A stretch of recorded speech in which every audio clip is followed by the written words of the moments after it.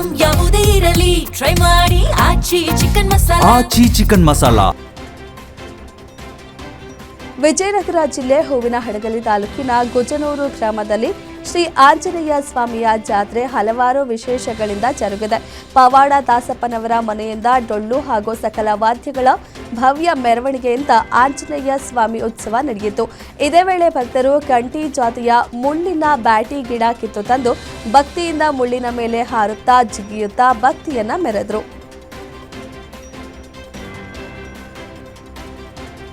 ಬೆಂಗಳೂರು ನಗರದಲ್ಲಿ LPG gas ಕೊರತೆ auto ಚಾಲಕರನ್ನ ಹೈರಾಣಾಗಿಸಿದೆ. ದರ ಏರಿಕೆಯ ಹೊಡೆತದ ನಡುವೆ ಈಗ ಗ್ಯಾಸ್ ಸಿಗದೆ ಸ್ಟೇಷನ್ಗಳಿಂದ ಸ್ಟೇಷನ್ಗಳಿಗೆ ಅಲೆಯುವಂತಾಗಿದೆ. ಬಸವೇಶ್ವರ ನಗರದ ಎನ್ಎಬಿ ಎಲ್ಪಿಜಿ ಮಾಗಡಿ ರಸ್ತೆಯ ಟೋಟಲ್ ಎನರ್ಜಿಸ್ ಸೇರಿದಂತೆ ಪ್ರಮುಖ ಸ್ಟೇಷನ್ಗಳು ಕಳೆದ ಒಂದು ವಾರದಿಂದ ಬೀಗ ಹಾಕೊಂಡಿವೆ. ಸ್ಟೇಷನ್ಗಳು ಬಂದ್ ಆಗಿರುವುದರಿಂದ ಕೆಲಸವಿಲ್ಲದೆ ಮಾಲೀಕರು ಸಿಬ್ಬಂದಿಯನ್ನ ಊರಿಗೆ ಕಳುಹಿಸುತ್ತಿದ್ದಾರೆ.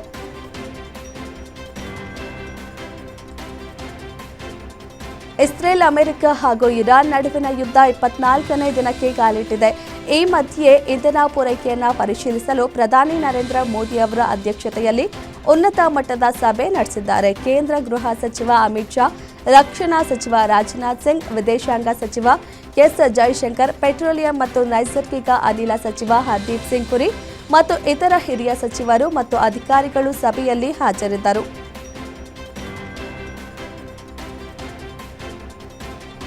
ಇನ್ನು ಈ ಬಿಕ್ಕಟ್ಟಿನ ನಡುವೆ ಕೇಂದ್ರ ಸರ್ಕಾರ ಒಂದು ಸಣ್ಣ ಭರವಸೆ ನೀಡಿದೆ. ಇಂದು 20% ಹೆಚ್ಚುವರಿ ಕಮರ್ಷಿಯಲ್ ಗ್ಯಾಸ್ ಪೂರೈಕೆ ಮಾಡುವುದಾಗಿ ಘೋಷಿಸಿದೆ. ಈ ನಿರ್ಧಾರವನ್ನು ಕರ್ನಾಟಕ ಹೋಟೆಲ್ ಮಾಲೀಕರ ಸಂಘ ಸ್ವಾಗತಿಸಿದ್ರು. ಇದು ಕೇವಲ ಭರವಸೆಯಾಗಿ ಉಳಿಯುತ್ತಾ ಅಥವಾ ಹೋಟೆಲ್ಗಳ ಒಲೆ ಮತ್ತೆ ಉರಿಯುತ್ತಾ ಅನ್ನೋದು ಕಾದು ನೋಡಬೇಕಿದೆ. ಒಂದು ವೇಳೆ ಪೂರೈಕೆ ಸುಗಮವಾಗದಿದ್ರೆ ಹೋಟೆಲ್ ಮಾಲೀಕರು ಮುಂದಿನ ಕಠಿಣ ನಿರ್ಧಾರಕ್ಕೆ ಮುಂದಾಗುವ ಸಾಧ್ಯತೆ ಇದೆ.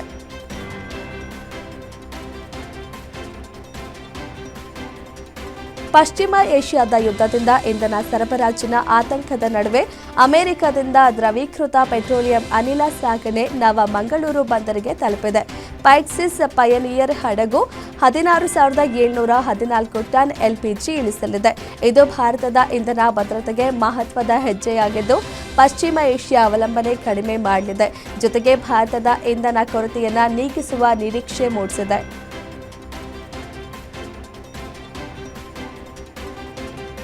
ದೇಶದಲ್ಲಿ ಚುನಾಯಿತ ಸರ್ಕಾರದ ಅತ್ಯಂತ ದೀರ್ಘಾವಧಿಯ ಮುಖ್ಯಸ್ಥರಾಗುವ ಮೂಲಕ ಪ್ರಧಾನಿ ನರೇಂದ್ರ ಮೋದಿ ಅವರು ರಾಜಕೀಯ ಐತಿಹಾಸಿಕ ಮೈಲುಗಲ್ಲು ಸಾಧಿಸಿದ್ದಾರೆ. ದಾಖಲೆಯೊಂದಿಗೆ ಪ್ರಧಾನಿ ಮೋದಿ ಸಿಕ್ಕಿಂನ ಮುಖ್ಯಮಂತ್ರಿಯಾಗಿ 8,930 ದಿನಗಳ ಕಾಲ ಅಧಿಕಾರ ವಹಿಸಿಕೊಂಡಿದ್ದ ಪವನ್ ಕುಮಾರ್ ಚಾಮ್ಲಿಂಗ್ ಅವರನ್ನ ಹಿಂದಿಕ್ಕಿದ್ದಾರೆ. ಗುಜರಾತ್ ಸಿಎಂ ಆಗಿ ಮತ್ತು ಪ್ರಧಾನಿಯಾಗಿ ತಮ್ಮ ಒಟ್ಟು ಅಧಿಕಾರಾವಧಿಯಲ್ಲಿ 8,931 ದಿನಗಳನ್ನು ಪೂರ್ಣಗೊಳಿಸಿದ್ದಾರೆ.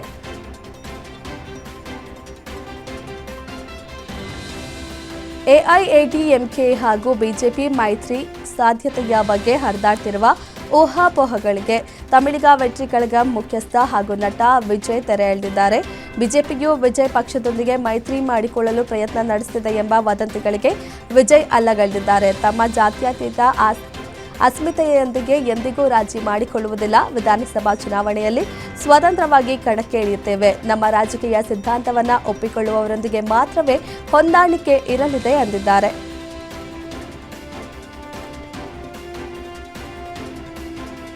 ಒಂದು ವೇಳೆ ಪಶ್ಚಿಮ ಬಂಗಾಳದಲ್ಲಿ ಬಿಜೆಪಿ ಅಧಿಕಾರಕ್ಕೆ ಬಂದರೆ ಮಾಂಸಾಹಾರವನ್ನು ನಿಷೇಧಿಸುತ್ತದೆ ಎಂಬ ಆಡಳಿತಾರೂಢ ಟಿಎಂಸಿ ಪ್ರಚಾರಕ್ಕೆ ತಿರುಗೇಟು ನೀಡಲು ಮುಂದಾಗಿರುವ ಬಿಜೆಪಿ ಅಭ್ಯರ್ಥಿಯೊಬ್ಬರು ಪಶ್ಚಿಮ ಬಂಗಾಳದ ಸಹಜ ಆಹಾರ ಕ್ರಮವಾದ ಮೀನಿನೊಂದಿಗೆ ಪ್ರಚಾರ ನಡೆಸಿದ ಘಟನೆ ನಡೆದಿದೆ. ಬಿಧಾನ್ ನಗರ್ ಕ್ಷೇತ್ರದಲ್ಲಿ ಮೀನಿನೊಂದಿಗೆ ಮತದಾರರೊಂದಿಗೆ ಸಂವಾದ ನಡೆಸಿದ ಡಾಕ್ಟರ್ ಶರದ್ವತ್ ಮುಖೋಪಾಧ್ಯಾಯ್ ಟಿಎಂಸಿ ಆರೋಪವನ್ನು ಸುಳ್ಳು ಅಪಪ್ರಚಾರ ಎಂದು ತಳ್ಳಿಹಾಕಿದರು.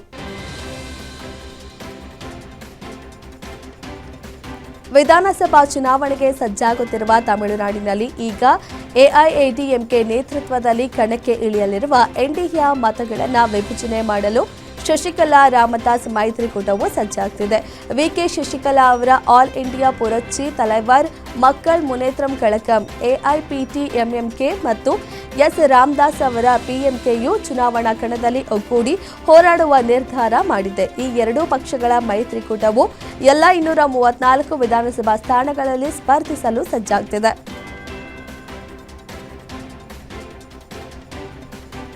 ಕೇರಳದ ಮುಖ್ಯಮಂತ್ರಿ ಪಿಣರಾಯಿ ವಿಜಯನ್ ಇಂದು ಲೋಕಸಭೆಯಲ್ಲಿ ವಿರೋಧ ಪಕ್ಷದ ನಾಯಕ ರಾಹುಲ್ ಗಾಂಧಿ ವಿರುದ್ಧ ತೀವ್ರ ವಾಗ್ದಾಳಿ ನಡೆಸಿದ್ದಾರೆ. ಕಾಂಗ್ರೆಸ್ ಪರೋಕ್ಷವಾಗಿ ಬಿಜೆಪಿಗೆ ಸಹಾಯ ಮಾಡುತ್ತಿದೆ ಮತ್ತು ವಿಧಾನಸಭಾ ಚುನಾವಣೆಗೆ ಮುನ್ನ ಓಲೈಕೆ ರಾಜಕೀಯದಲ್ಲಿ ತೊಡಗಿದೆ ಎಂದು ಅವರು ಆರೋಪಿಸಿದ್ದಾರೆ. ರಾಹುಲ್ ಗಾಂಧಿ ಅವರ ರಾಜಕೀಯ ವಿಧಾನವು ಬಿಜೆಪಿಗೆ ಪದೇ ಪದೇ ಪ್ರಯೋಜನವನ್ನ ನೀಡಿದೆ. ಹೀಗಾಗಿ ಕಾಂಗ್ರೆಸ್ ಬಿಜೆಪಿಯ ಬಿ ಟೀಮ್ ಎಂದು ಟೀಕಿಸಿದ್ದಾರೆ. ಅಸ್ಸಾಂನಲ್ಲಿ ನಿಷೇಧಿತ ಉಲ್ಫಾ ಸಂಘಟನೆ ಉಗ್ರರು ಅಸ್ಸಾಂ ಅರುಣಾಚಲ ಗಡಿಯ ಬಳಿಯ ಜಗುನ್ನಲ್ಲಿರುವ ಪೊಲೀಸ್ ಕಮಾಂಡೋ ಶಿಬಿರದ ಮೇಲೆ ಗುಂಡಿನ ದಾಳಿ ನಡೆಸಿದ ಪರಿಣಾಮ 4 ಪೊಲೀಸರು ಗಾಯಗೊಂಡಿದ್ದಾರೆ. ಪೊಲೀಸ್ ಶಿಬಿರದ ಮೇಲೆ ಗ್ರೆನೇಡ್ ಮತ್ತು ಆರ್ಪಿಜಿ ಬಳಸಿ ದಾಳಿ ನಡೆದಿದೆ. ಉಗ್ರರ ದಾಳಿ ಬೆನ್ನಲ್ಲೇ ಅಸ್ಸಾಂ ಪೊಲೀಸರು ಕೂಡ ಪ್ರತಿದಾಳಿ ನಡೆಸಿದ್ದಾರೆ.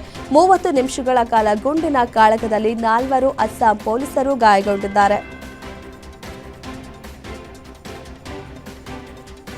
ಹಿಮಾಚಲ ಪ್ರದೇಶದಲ್ಲಿ ಕಳೆದ 2 ದಿನಗಳಿಂದ ಭಾರೀ ಮಳೆಯಾಗುತ್ತಿದ್ದು ಭೂಕುಸಿತ ಉಂಟಾಗಿದೆ.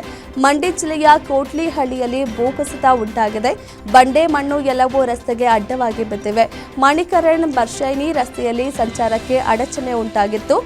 ಜಸ್ನಿಯಲ್ಲಿ ಮಣ್ಣು ಕುಸಿತ ಸಂಭವಿಸಿದ ಬುಂತರ್ ಮಣಿಕರಣ್ ರಸ್ತೆ ಸಂಚಾರಕ್ಕೆ ಅಡಚಣೆ ಉಂಟಾಗಿದ್ದು ಸಂಪರ್ಕ ರಸ್ತೆಯ 2 ಬದಿಗಳಲ್ಲಿ ಸಂಚಾರ ದಟ್ಟಣೆ ಉಂಟಾಗಿತ್ತು. ಇದೀಗ ಕೊಟ್ಲಿಯಲ್ಲೂ ಇಂಥದ್ದೇ ಪರಿಸ್ಥಿತಿ ನಿರ್ಮಾಣವಾಗಿದೆ. ಭಾರತೀಯ ರಿಸರ್ವ್ ಬ್ಯಾಂಕ್ ಎಲ್ಲಾ ಡಿಜಿಟಲ್ ವಹಿವಾಟುಗಳಿಗೆ ಸಂಬಂಧಿಸಿದಂತೆ ಹೊಸ ನಿಯಮಗಳನ್ನು ಜಾರಿಗೆ ತರಲಿದೆ. ಡಿಜಿಟಲ್ ಪಾವತಿ ವ್ಯವಸ್ಥೆಯು ಏಪ್ರಿಲ್ 1, 2026ರಿಂದ ಪ್ರಮುಖ ಪರಿವರ್ತನೆಗೆ ಸಜ್ಜಾಗಿದೆ. ವಂಚನೆ, ಫಿಶಿಂಗ್ ದಾಳಿಗಳು ಮತ್ತು ಅನಧಿಕೃತ ವಹಿವಾಟುಗಳ ಡಿಜಿಟಲ್ ಪಾವತಿಯಲ್ಲಿ ಹೆಚ್ಚಾಗಿ ಕಂಡುಬರುತ್ತಿರುವುದರಿಂದ ಆರ್ಬಿಐ ನಿಯಮಗಳನ್ನು ಬಿಗಿಗೊಳಿಸಲಿದೆ ಎಂದು ಹೇಳಲಾಗಿದೆ.